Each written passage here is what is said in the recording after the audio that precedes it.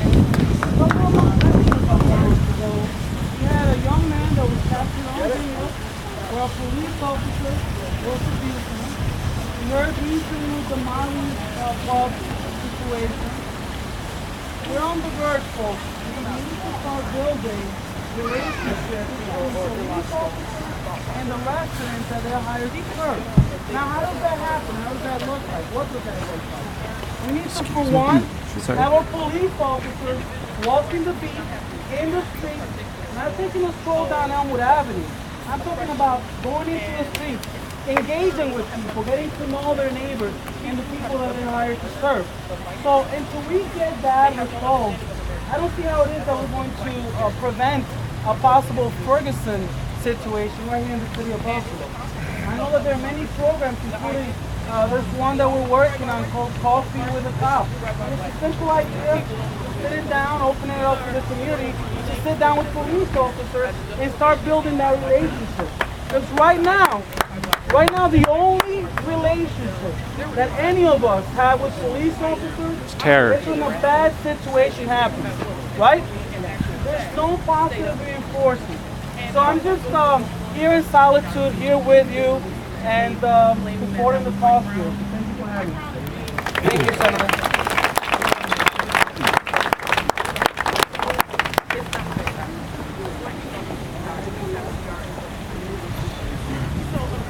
Good evening, people. Good evening. Good evening. Hello. I'd just like to remind everyone of a few historical words. Way more will actually 7 years ago, the white forefathers brought forth on this continent a new nation.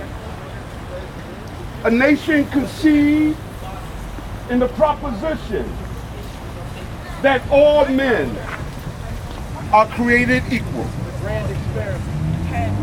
That was a lie.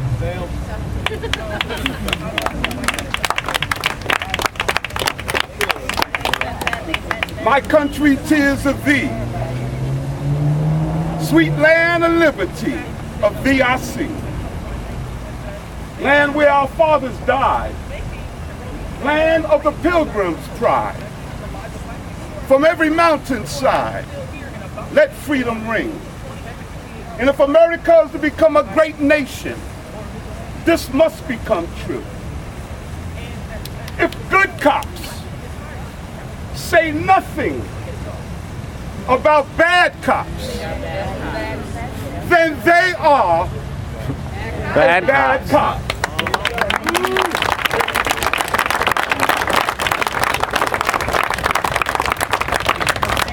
I say this to my people, black, white, Hispanic, Asian, Jews, Gentiles, Catholics, Protestants, Muslims, and Arabians. If we are to survive as a people, we must stand up and we must speak with one tongue. Wrong is wrong, right is right. Thank you.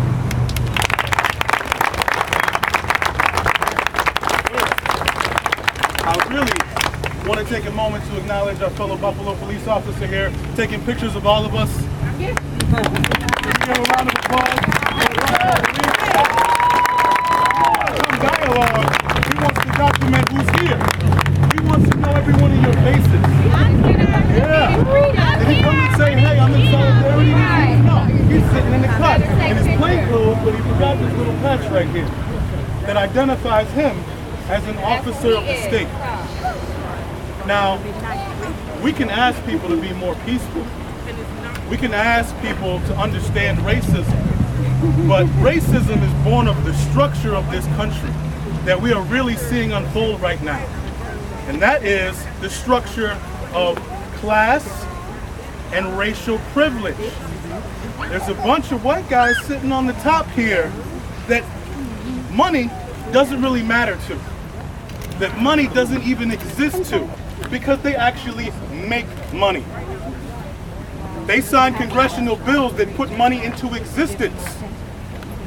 The true stealers here, the true looters, are these Wall Street bankers that have been selling our bodies and souls on Wall Street since the 1800s. The truth is, the structure of our society is designed to push people down. And for too long, we've accepted that. We've said, hey, let's all love each other and let's have a solution here where we can come together. But when somebody can't eat, when somebody can't feed their family, they're not going to be too peaceful. No. When you have 1% of the population controlling 70% of the wealth, you are not going to have peaceful people. When you have schools closing, when you have people not being educated, when you have people not having their human needs accounted for, their right to life, liberty, and property, I mean the pursuit of happiness. Sorry, there's a little edit there. And that's what cops are here to do. They're here to protect property. They're here to protect people who can protect themselves. So we had a kid who said, I'm gonna steal a cigar. Really, what is the harm in him going and stealing a cigar? Now, is that wrong? Maybe it's wrong. But the fact that he was perceived so dangerously that a cop had to put 10 bullets in him because he was perceived to be a threat. While we have in Arizona, Texas, plenty of gun rights states, people walking around Walmart with AK-47s. We had a guy who was shot in a Walmart holding a toy gun. Now, most cops will tell you they can tell the difference between a real gun and a toy gun. But if there's a black face holding that gun, then that's a threat. That's a weapon. That is something that is going to destroy our society. If it's a white face holding a gun, well, he's just exercising his Second Amendment rights. You have a rally with people with guns on their back saying, we are standing up for our First and Second Amendment rights. Perceived as no threat. Some people are mad because their friend got killed by someone who was supposed to protect them, and they get tear gassed. They get beaten. Journalists get arrested. So I don't think this dialogue with police is the solution. The dialogue with ourselves, the inner dialogue, the covert racism we allow to happen. Oh, don't go to the east side. You don't want to go down there. It's scary.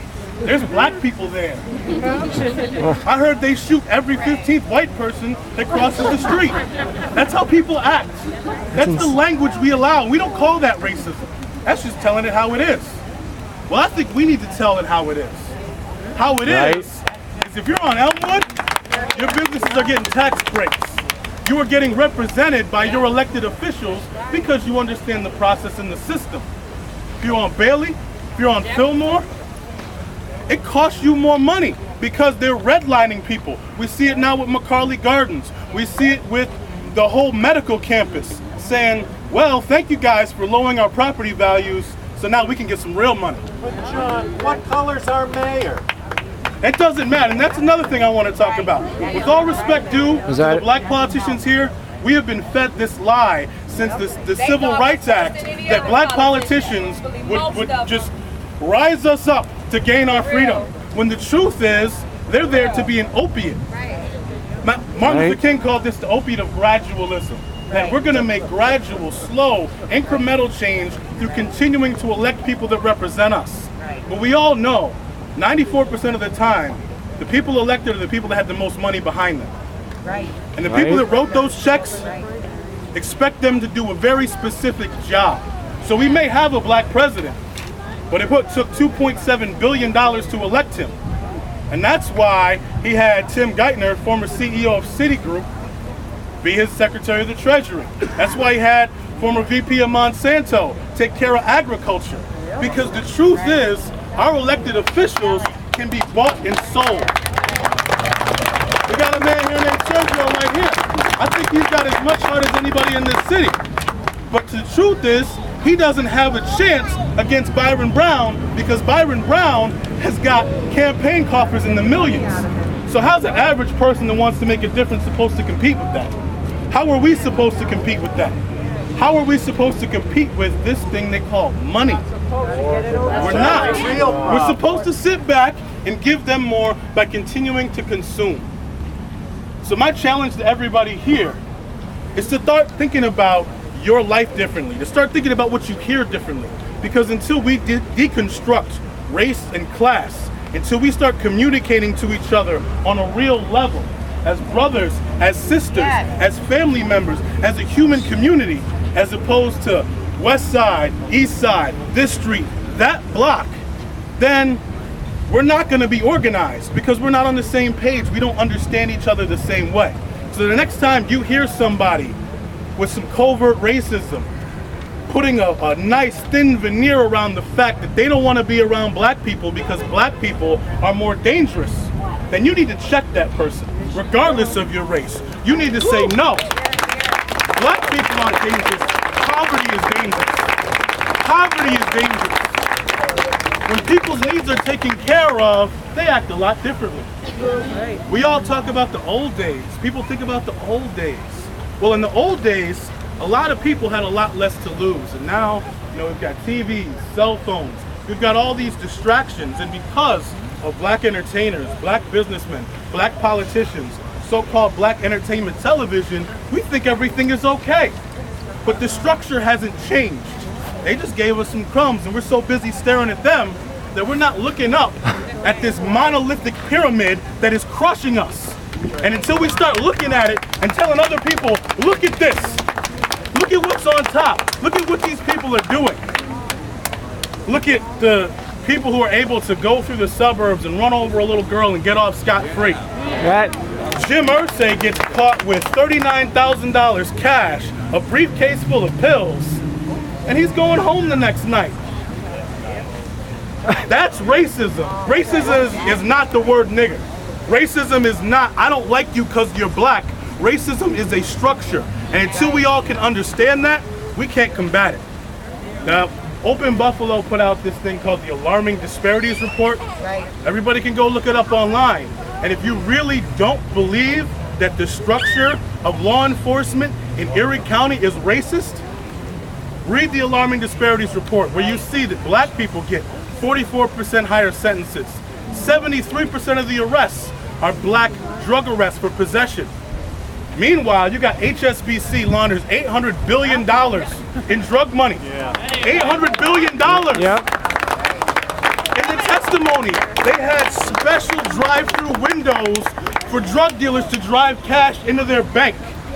Not a single one of them is in jail. Not a single one of them has been prosecuted. Why? Because they're too big to fail. We're too big. We don't have to play by your rules. And we as a people need to be too big to fail. Or we're going to keep seeing more of the same thing. So I want everybody to wave to Mr. Officer here and let him know that you don't care that your face is going to the NSA. Let him know that we as a people are here to defend ourselves. And we don't need any racist cops to protect us from us. Thank you.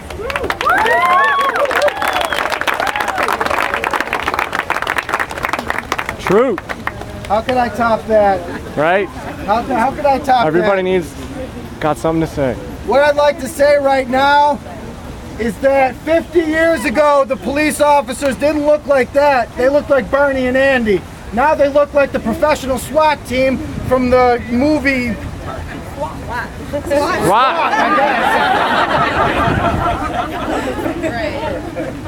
They said it was over when the police traded in their bed sheets for the uniforms. It's not over.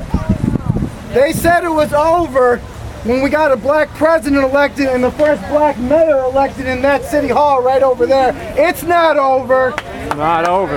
Getting worse. Let me tell you something about Buffalo. I studied its history when I was an undergraduate at Buffalo State College, and I realized why Robert Moses did what he did. He didn't put the highway where all the rich homes were on Delaware Avenue. Where the hell did he put the highway? He put it down the 33 Expressway. That's where he put it. Why? Because he knew he could gentrify. Why? Because he knew he could relocate under eminent domain. Why? Because he knew that people living in the fruit belt could go somewhere else where the people on Delaware Avenue and Lincoln Parkway could just stay where they are. What I'm saying is that I don't believe it's race. It is race, don't get me wrong, but it's class. Yep. If you could afford a lawyer, your name is Oliver North. If you could get crack cocaine in this country, your name is Oliver North. But if you're a black man that's selling it, you're going to jail with a mandatory minimum sentence. When Rand Paul is talking about mass incarceration to the point where we surpass China, the People's Republic, yeah, right. There's something wrong. Thank you.